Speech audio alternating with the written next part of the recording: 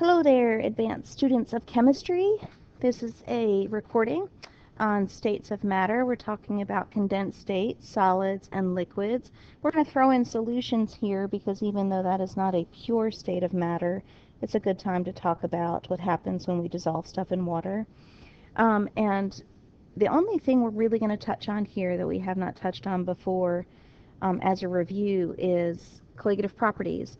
You study colligative properties a little bit in honors chemistry, and it is technically not part of the AP curriculum, but they do count that as prior knowledge, so you may have to answer some questions on colligative properties. So we will hit those again, and we will also calculate vapor pressure with our colligative properties.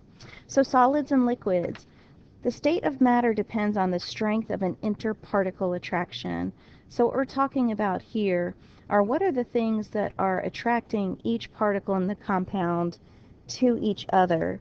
Now, we have ionic bonding that occurs, and that is an electrostatic attraction that occurs when electrons are transferred from one atom to another.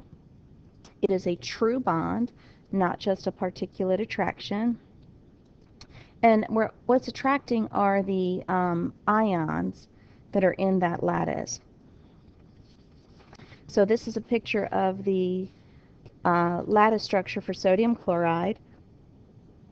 You can see that each sodium ion is surrounded by three chloride ions in that structure. It's a cubic structure.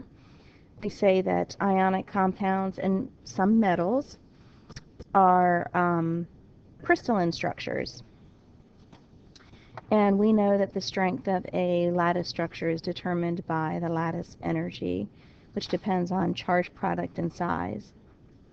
Now, metallic bonding is not a true bond, but it is a particle attraction between positive metal ions and this mobile sea of delocalized electrons.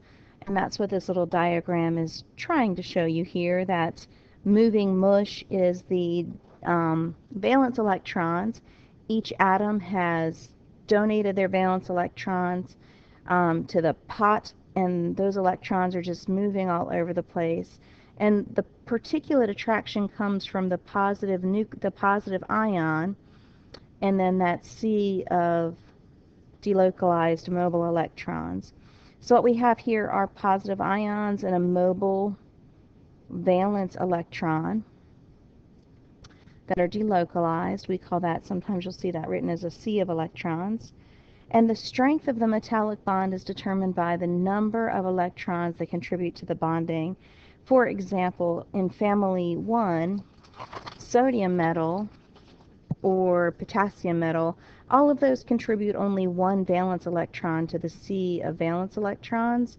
So you've got a positive 1 ion attracted to the mobile electrons, and that is a weaker attraction than if you have, let's say, aluminum, which will be contributing 3 electrons to the delocalized sea, and then you would have the attraction of a 3+ ion to those delocalized electrons. So the more valence electrons that a metal has, the stronger its metallic bonding interaction, and therefore the higher its melting point and stuff like that. So we can see here lithium with 1 valence electron is weaker than calcium with 2, and that is weaker than aluminum with 3.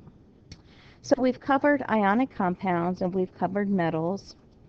One thing we want to concern about, look at with metal are alloys. So alloys are mixtures, one of the substances of which is a metal. And there's 2 types of alloys, interstitial alloys and substitutional alloys.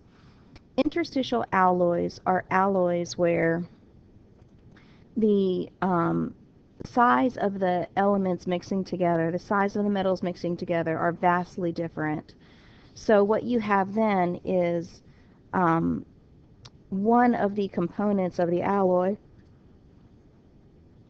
is filling the spaces in between the atoms of the other component of the alloy. And then in a substitutional alloy, one of the atoms is removed and replaced with an atom of the second constituent of the alloy.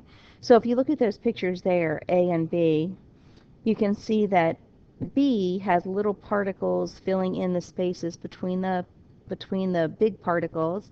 That is an interstitial alloy. Interstitial alloys occur when there is a size difference, a significant, I would say, size difference between the size of the atoms.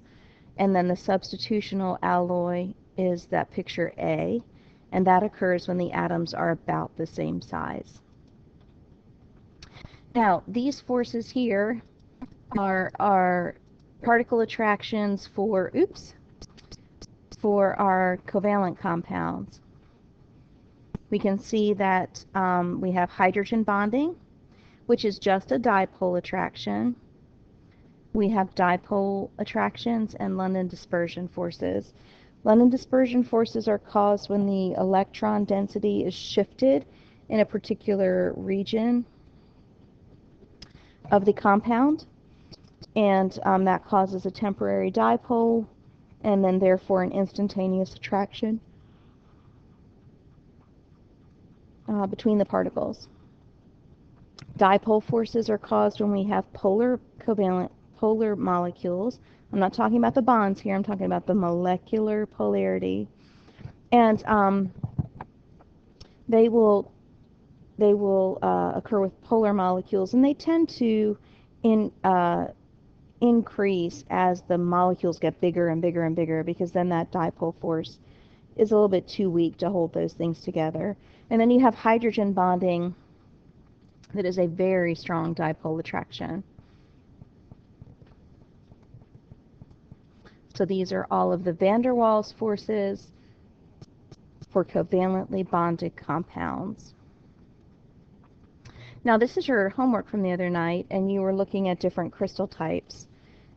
So you were supposed to read in chapters 11 and 12 and fill out that chart on the back, and we can see that if we have an ionic crystal, the lattice points, or the particles of attraction, are ions.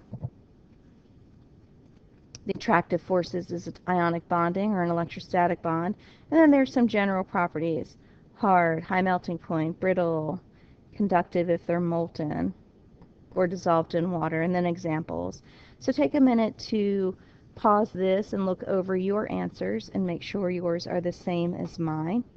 And then what we're going to do is look at some crystal types. You should be able to use these general properties to determine the type of crystal present.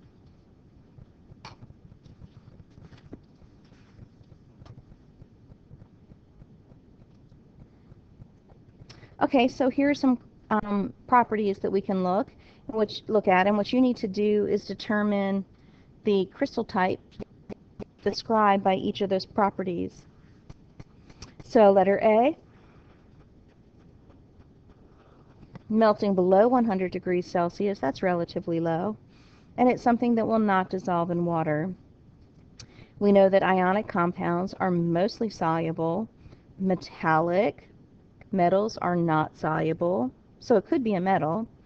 Covalent compounds are sometimes soluble, so that's the molecular. And then those network covalent compounds are just those crazy interbonded compounds with extraordinarily high melting points and very, very strong structures. So what we're describing here could be a molecular compound, or it could be a metallic crystal. But recognizing that the temperature is low, we know that metals typically melt at much higher temperatures, so that would be a molecular crystal. So that's the reasoning you should use for these crystal types. On letter B, this conducts electricity, but only when it's melted. So we know that some network compounds conduct electricity. Molecular compounds do not conduct electricity. We know that metals are conductive, and ionic compounds are conductive in their molten state and in their aqueous state. We know that metals will conduct in their solid state, so we can rule that out, which means that that crystal is an ionic crystal. Letter C, insoluble in water, but conducts electricity. If you think about that, ionic compounds are typically soluble. We could be describing a metal here, a metal crystal. Molecular compounds are non-conductive, and network compounds are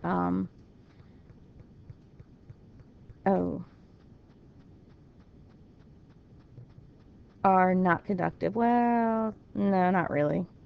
So we would have there the best choice would be metallic substance.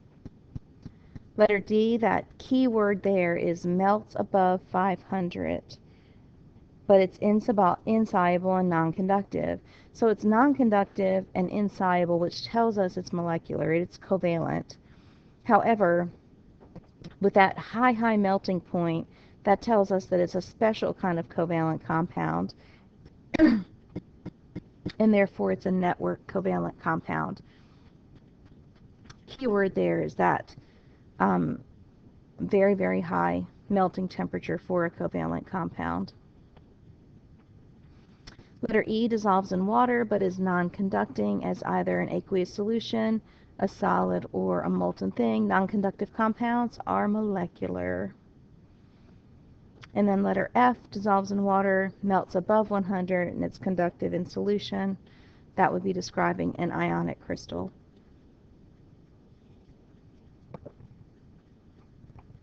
So that is something that I look forward to quizzing you on.